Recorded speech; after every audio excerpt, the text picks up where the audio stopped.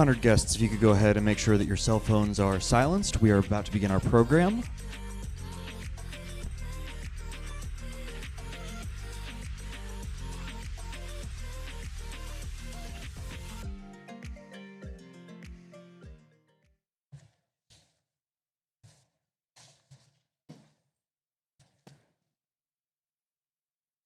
Wow, what a good group. So quiet, so quick.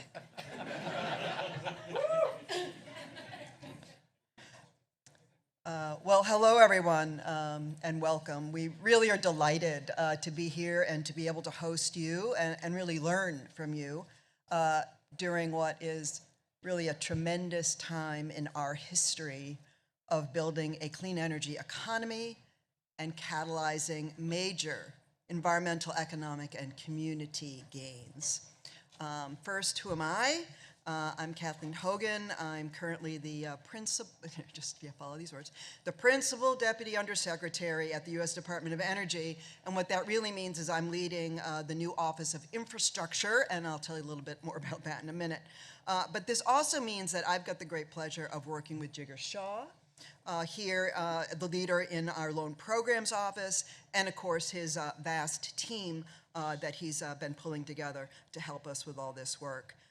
So again, our LPO program has helped bring us all together in what is a beautiful setting today, not just this building, but outdoors here in Pittsburgh, really fabulous, and to really set the scene to talk about the business of clean energy, unleashing investments, and really all the work that we can do ahead to, and you'll hear these words over and over and over, deploy, deploy, deploy. So this truly is an exciting time in so many ways for us and for our opportunity to work with you. For one, we are embarking on a new era at the Department of Energy. Between the Bipartisan Infrastructure Law and the Inflation Reduction Act, Congress and our President, Biden, have charged the Department with Energy with implementing about $97 billion in direct funding, and then more than $300 billion in loans and other financing to support this clean energy transition. So tremendous resources to be working with. So more than that, this greatly expands the DOE mandate. Over 40 years or so, DOE's been leading the US and the world toward the scientific frontiers of clean energy research and development. And now we will also be working to radically accelerate the commercialization, demonstration, and deployment of the technologies critical to this energy transition. So what I've talked about in terms of what's coming to the Department of Energy is a big part, though really just a part, of this administration's historic investment in clean energy, which does add up to being the first U.S. policy on a scale required to tackle the problems we have been in front of us, and as investment models show, get the United States most of the way to our 2030 greenhouse gas reduction goals. So really amazing. So, and these goals, right? These goals are have pretty high expectations for where we're going to be at 2030, but these goals are not all we are striving to do. At the same time, we are focused on ensuring that these investments can be transformational in our communities, providing good jobs with strong wages and benefits, supporting a robust economic future for communities affected by the fossil fuel transition, and generating wealth for disadvantaged communities where fossil fuels and other issues have really had negative consequences for generations. So a big focus in meeting these goals is building out and securing our domestic energy supply chain. That's where a lot of achieving these goals comes together. So this really means engaging with our communities around the many nascent and growing clean energy opportunities for the coming years, like the infrastructure and technology networks to grow industries for fuels like hydrogen and carbon management, and to build out electric vehicle industry, just to name a few. So again, how does all this happen? What is our role? I think it's clear to this group, and it certainly is clear to us too, that the building of America's clean energy economy will be private sector led and government enabled. So again, we know where we are in helping you all move out and deploy. So we are here to work with the private sector, states and communities, and the broader clean energy ecosystem to accelerate major demonstration deployment of these critical technologies, the ones we need to achieve our US and global climate goals, as well as keep that focus on the needs of our communities. So again, we look to partner with all of you to make this happen. We also, as we listen to you, we also look to make it as easy as possible for you to partner with us, while we also do what we need to do to steward taxpayer dollars. And we will do this as we build out the DOE from an agency that's been primarily focused on technology R&D to one that has the capacity and expertise in technology commercialization, infrastructure deployment, and supply chains to meet these goals. And we know that this is the capacity that we need so that we can be really strong, good partners with all of you. So to that end, the Secretary has embarked on really the biggest change to the department's structure since its founding, and that is the creation of this new office of the Undersecretary for Infrastructure. Under this office at the department, we're bringing together the private sector focused offices that many of you already know, like the Loan Programs Office, and we've set up 4 new offices that specialize in many of the capacities that we need for the DOE for the future. So these are a new office of clean energy demonstrations to oversee large commercial scale demonstrations designed to launch many of these new industries.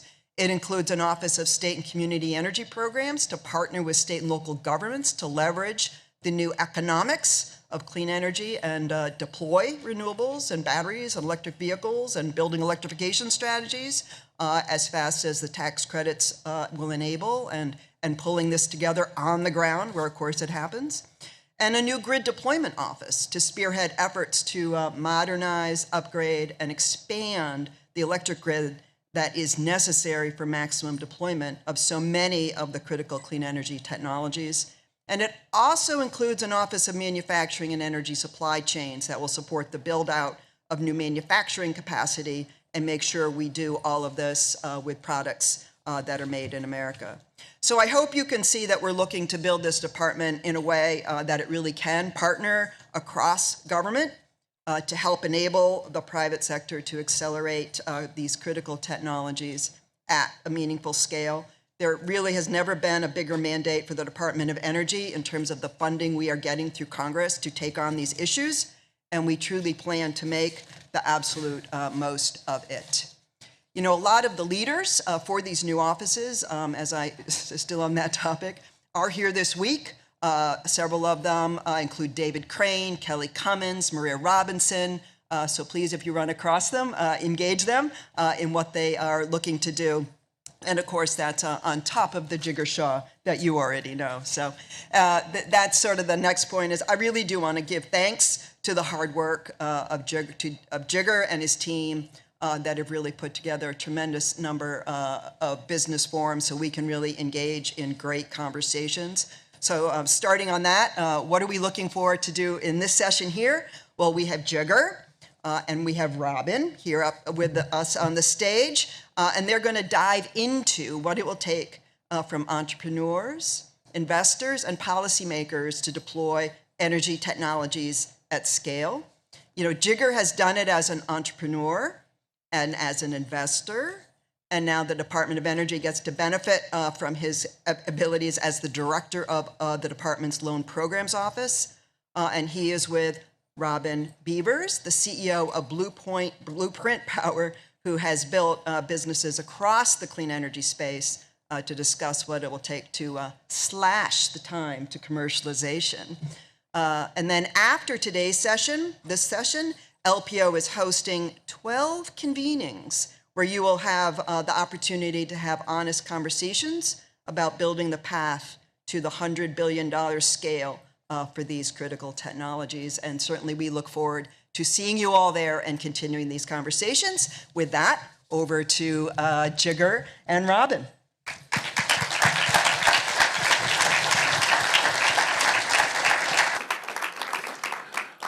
Thank you very much, Dr. Hogan. One quick thing.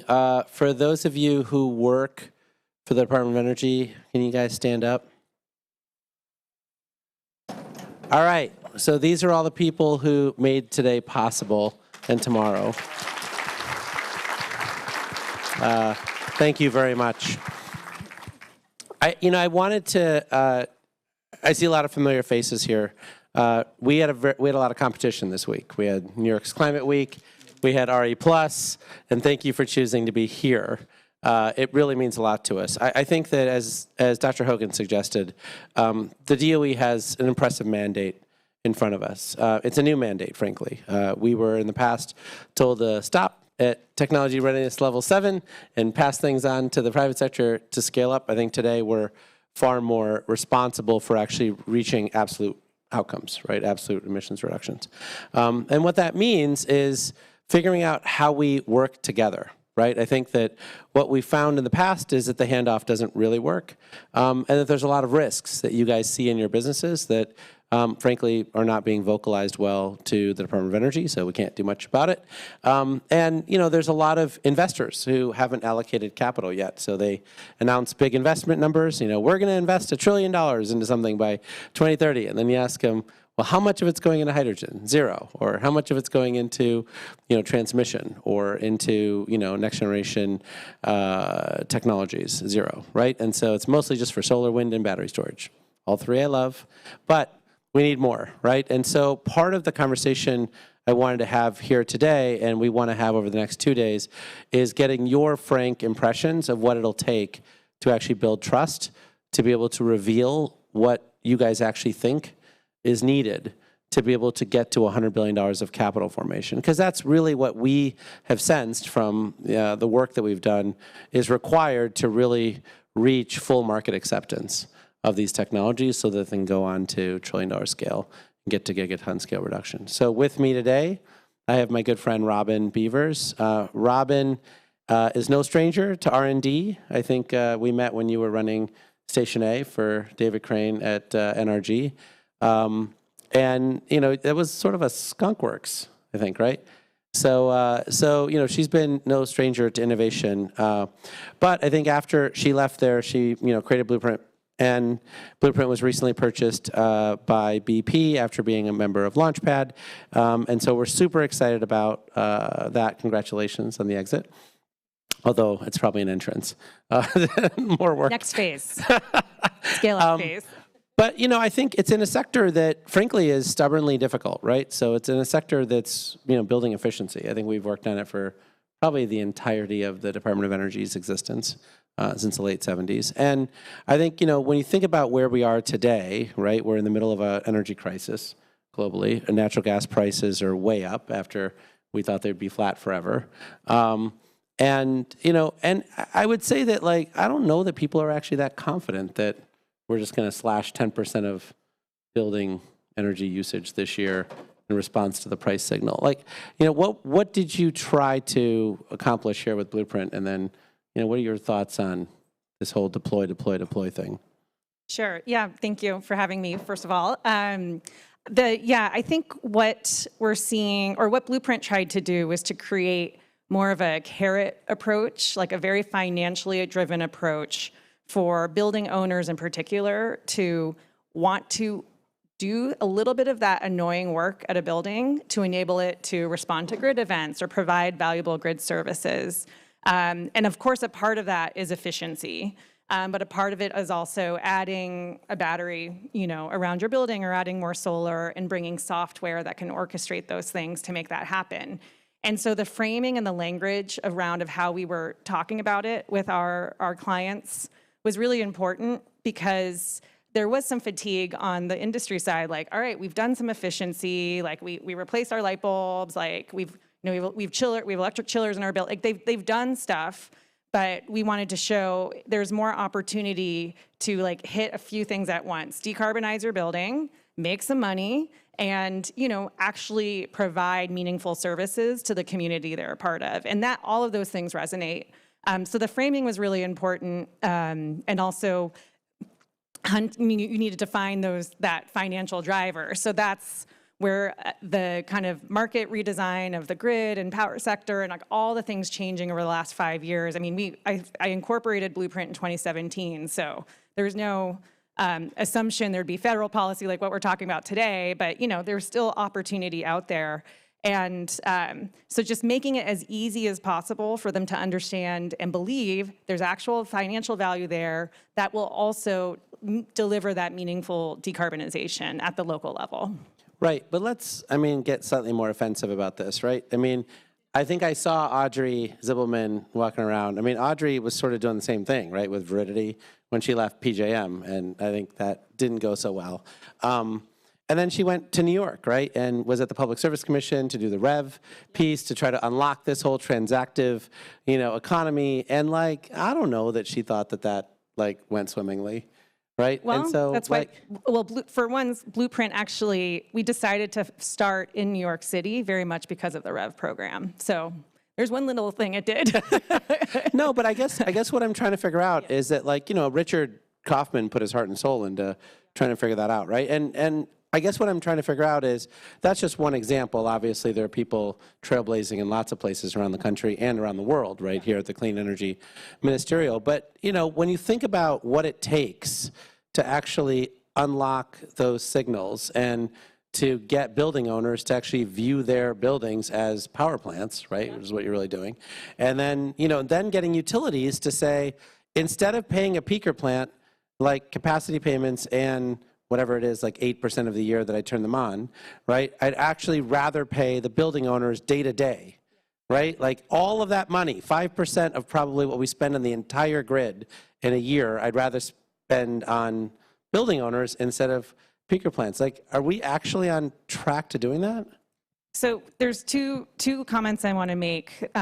So one is on, are we on track from that? The utility coordination and the kind of streamlining of demand side management and demand response and all the other types of markets that can reward building owners. The answer is no, we're not there. And it's still what we've seen from the perspective of when you're trying to turn something like a building or a portfolio of building or a city full of buildings as a resource to the grid. When it's really hot, it's sitting there, those buildings are just pumping useful grid services in. To do that, you have to cut across federal rules, state level rules, and city rules, including all the way down to a fire department, permitting your battery. And there is very little coordination still across those policy levels. And so it is up to the private sector, the people like us building businesses, trying to build a profitable business, the building owners themselves, they want that friction removed. That is still a major area of room for improvement that seeing a bunch of great, wonderful operators entering the DOE, I think would be it would be a great conversation to have about how that coordination across those policy layers can finally unlock that flow of capital, that flow of action into it. Haley, you'll be proud and seen. No, no, but this is what we want to do within the forums today and tomorrow, right? It doesn't help us to just have conversations that are overly thankful around how it's great to see you and you've been a great friend over the years, et cetera, right? It doesn't solve problems. One last question, because I know we probably have to get to all the rooms, but or maybe two last questions, but we've been at this for a while, right? It does feel like things move slowly, but then obviously I think Gates has some quote in here, right, where it seems slow and then you look back a decade and it's been fast. I think there are a lot of things that are moving more quickly, but 2035 is right around the corner. So how do we shrink the time periods between all these different weightstones to sort of get to real scale? So yes, we've both been at this quite a long time so we're the banging our heads against the wall, but now there's amazing opportunity. And I think to the audience in the room, who I'm sure also have been at this for a long time, one, there's a bit of a self-awareness moment, all these things are lining up for deploy. So the expectation in our own standards we're holding to ourselves that means time. That means go faster. And we were just talking, like, I've been recently thinking about this increment of 10 years because, you know, we, especially in our world of this energy transition and the new energy space, 10 years is a familiar increment. It's like, all right, it took 10 years for a transmission line to get approved from Canada to, you know, New York, or it took 10 years for the concept of a microgrid to now be mainstream in industry, or it took 10 years to, like, take a concept developed at a national lab to, like, see the light of day and start really trying to take off. 10 years is now when we have to get everything done, as you mentioned, 2035. I mean, and that's just the goal stated here. Every one of our real estate clients has 2030 goals. I mean, there is no time. It's very, I mean, but it's literally around the corner, as you said. So now in terms of like the business practitioners, policymakers, how we're gonna work together, it's actually, how do we get it all done in 10 years? Not how do we like sort of figure it out in 10 years. So I think there's like a new way to look at that 10-year increment that's really important for everyone here today to be thinking about. So last question on this front is, so when you think about the 10 years and, you know, how fast we can get things done, one of the biggest, you know, impediments outside of approvals and coordination and some of that work, which is very important, is workforce, right? Where do all these people come from that are supposed to be doing all of this work? Yes, I know that's a major theme today. I was in a room full of governors a week ago. Workforce was like all we were talking about. That is a massive, important piece of this. We see things from there aren't enough building engineers to like keep employed, taking care of buildings. And I'm talking about turning them into power plants. Like you need power plant operators living in those buildings every day. Or, you know, as we talk about, of course, electrification, we all know what kind of skills they're gonna need there from, you know, all your basic high quality skilled trades. And yeah, I think it seems like there's a lot of focus on that, and that is a major important piece of this. And it's a great, you know, it's a great career too. Like, you know, I got a son, I'm like, No, I know. I was trying to convince my son that he should go in the trades, and he insisted he wanted to go to college. Look, I, you know, just to leave it here and you know, to release you guys into the 6 rooms.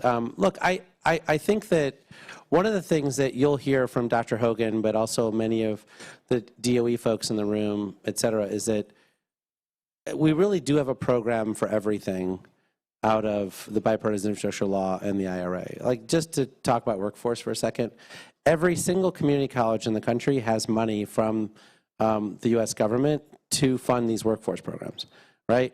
It's not for these workforce programs. It's for any program. So that means your company has to go to the community college and say, we would like for you to use this money to create a workforce program for this job, which we agree that we're going to hire 5 people per semester for, right? And so, but unless you actually go to the community college, then they're not going to allocate that money proactively for that trade, right? And so all of this money is there in your communities, in the places that you need solutions, right? But the challenge is that without your engagement, and look, I was one of those people, right? When I was at Generate Capital or even at SunEdison, you know, I would work hard on getting the tax credits renewed. But outside of that, I never coordinated with the Department of Energy. I never coordinated with the government. I was just like, what are you talking about? I'm not getting on that RFI. But that's how this works today, right? That is how this works. Like, this huge amount of money has to go out the door, and it is definitely not going to be spent in the way that you need it to be spent to solve your problems unless you actually describe what your problems are to us. And I love the government relations people, some of whom are in the room. They're wonderful, but they're not the same thing as the CEO or the capital allocator actually coming in and providing their comments too, right? So it's important for folks to really understand that we have this moment, we have all these resources, we want to try to be as helpful as we can, but we can only do that with good communication. And so with that, thank you everyone for all of your time here in Pittsburgh. It really is a beautiful place. There'll be a lot of partying tonight, but for right now, let's get into the right rooms. Thank you. Thank you, Robyn. Yeah, thank you, Jigar.